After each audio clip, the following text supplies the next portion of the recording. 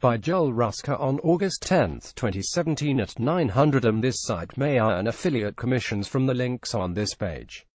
Terms of use. For the past 5 months, AMD has steadily pushed its new Zen architecture into the enthusiast, mainstream, and budget desktop markets. These new Ryzen CPUs and the server counterparts sold under the EPYC brand name have reinvigorated AMD's CPU sales and breathed new life into the company's long-term prospects. Today, AMD is launching the last piece of its refresh puzzle, a new ultra-high-end platform with up to 16 cores, 32 threads, and 64 lanes of PCI Express 3.0 connectivity. Today's launch is, of course, the high-end desktop finale to the Ryzen refresh cycle AMD kicked off in earlier this year. But on a more metaphorical level, it's a refresh cycle AMD's fans have been hoping would arrive for over a decade. To be a CPU enthusiast is, generally speaking, to be a fan of a CPU's performance, not its price. I doubt few aficionados of the original Athlon 64FX51 fondly recall its 4-digit price tag, but in this case, we're carving out a bit of an exception.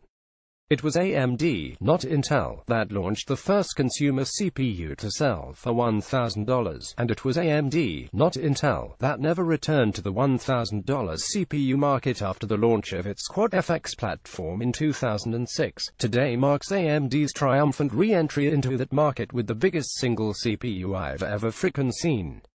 Threadripper is enormous by the standards of the consumer market. It's practically the size of a pony. And it's packing amazing performance under the hood. Competitive positioning. Who needs a 16-core CPU? Worth taking a moment to assess the lay of the competitive landscape. At $1,000 per CPU, the Threadripper 1950X is going up against the Intel Core i9-7900X. When it comes to core counts, the situation is decidedly lopsided. Threadripper packs 16 cores and 32 threads compared with Intel's 10 cores and 20 threads.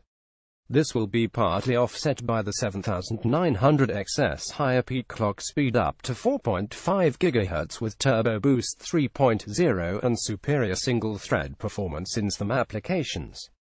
This is the first time we've tested the 7900X, and we'll be watching to see where its new cache architecture improves performance against Broadwell. AMD is positioning Threadripper as a no-compromise CPU you can use to simultaneously render video while streaming, or even use for advanced 3D rendering tasks while gaming. This is partly a nod to the difficult nature of really stressing multi-core CPUs. It's not easy to find tasks that scale well to that many threads.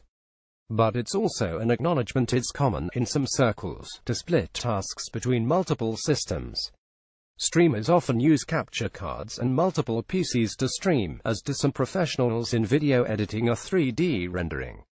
Threadripper is explicitly aimed at these buyers, or at anyone else who might want to, say, dedicate 8 cores to task A, 4 cores to task B, and keep 4 cores handy for browsing and email at the same time. The reason AMD is targeting Threadripper at a fairly narrow audience of power users and professionals is simple. If you want maximum gaming performance per dollar, you don't buy Threadripper. If you have workloads that are only lightly threaded with some gaming tossed in, CPUs like the Ryzen 5 1600X are going to give you equivalent performance at a much lower price. In this respect, Threadripper is quite different from the old FX51, which may have hit $1,000 but still offered a performance increase relative to the socket. 754 Athlon 64s AMD launched at the same time. The platform and motherboard. Threadripper's X399 platform is AMD's new top-end chipset, and it's a beast, even compared with what Intel has to offer. Here's the summary comparison of how AMD compares with its own Ryzen X370 chipset, which is what Ryzen 3, Ryzen 7 are compatible with on. Here's Threadripper's chipset diagram. See the bits about no dark lanes channels ports. Those are shots at Intel's X299 platform, which transforms dramatically depending on what kind of CPU you plug into it. If you drop in a top-end Core i9, like the 7900X we're testing, everything is great. If, however, you opt for a Kaby Lake X CPU, you're limited to half the total RAM slots on the motherboard. Depending on how your motherboard vendor wired up its PCI Express lanes and back panel I/O, various ports and PCI Express slots may not be available either.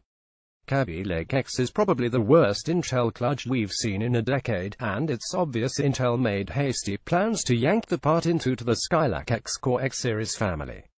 If you buy X399, you avoid all such issues, and get 64 PCIe 3.0 lanes for your GPU to boot.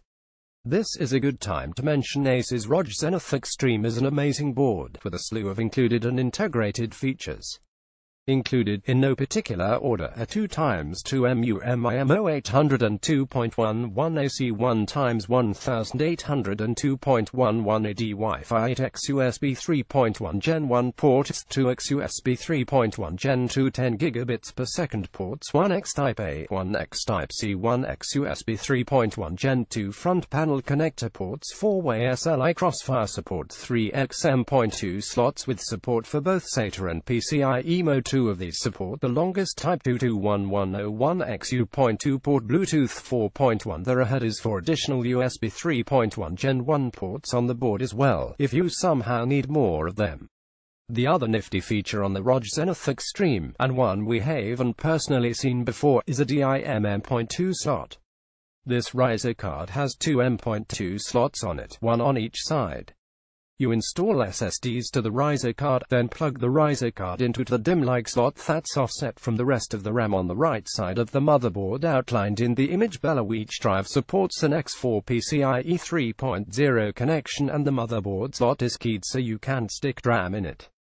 If that's not enough to spark your interest yet, well, the Zenith Extreme also features a 10G Ethernet card as a pack-in accessory. Granted, that's massive overkill for virtually everyone on Earth right now, but if you like the idea of future-proofing at least one system in your home for high-end broadband circa 2050, this do it. In contrast to the rather haphazard state of affairs that typified the Ryzen 7 launch, the Ace's ROG Zenith Extreme was a delight to work with. We had no issues with the platform whatsoever, despite its early state. Then again, for $550, we'd hope for a flawless experience. Test configuration and results. Both our Intel Core i9-7900X and AMD Ryzen Threadripper 1950X testbeds were benchmarked with 32 GB of DDR4 3200 and a GTX 1080 running NVIDIA's latest non-beta driver release, 384.94. A Thermaltake 80 Plus Gold power supply 1200W was used for both testbeds. We had to omit PC Mark 8 from these tests. It has an audio issue that hard crashes the application related to Realtek Audio Solutions and the Creators Update. A note before we begin on game benchmarks. In our Ryzen 7 1800X launch article, we used 1080p benchmarks to highlight differences between AMD's new CPU architecture and Intel's Kaby Lake. At the time, Ryzen's issues in certain tests, particularly at lower resolutions, weren't known or addressed. We've included 1080p results here as well, but added 1440p and 4K benchmarks to give additional context. Nobody who drops $1,000 on a CPU with a $550 motherboard and a $700 GPU is gaming at 1080p, but it can still be a useful way to see how games scale.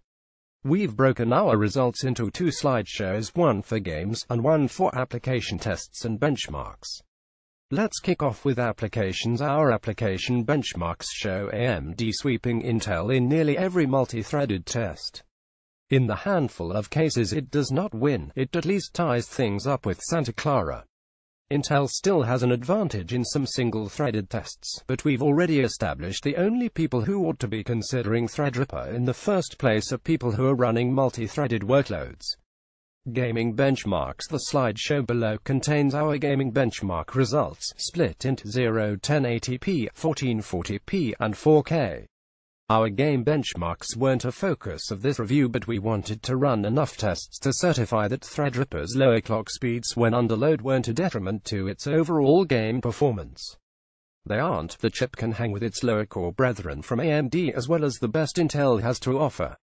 Threadripper isn't a gaming chip as such, not unless you're working on other things at the same time, but if you are a streamer or someone who uses the same box for professional work and gaming, you won't be giving up any performance by opting for an AMD solution.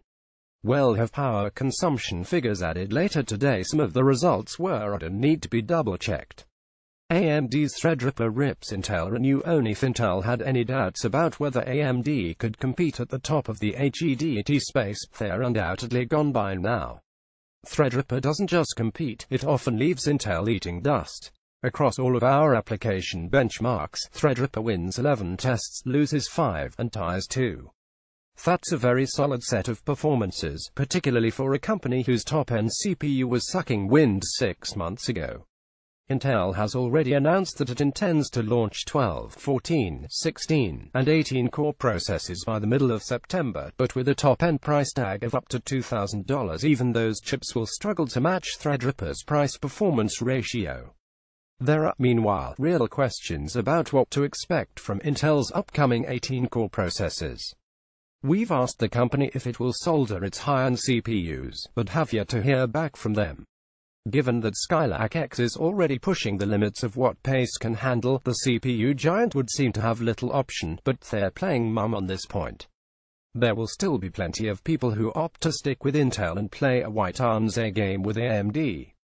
This even makes sense, depending on your business and market. If software costs are the bulk of your business expenses, the difference between Intel and AMD's hardware prices aren't going to have a huge impact on your bottom line.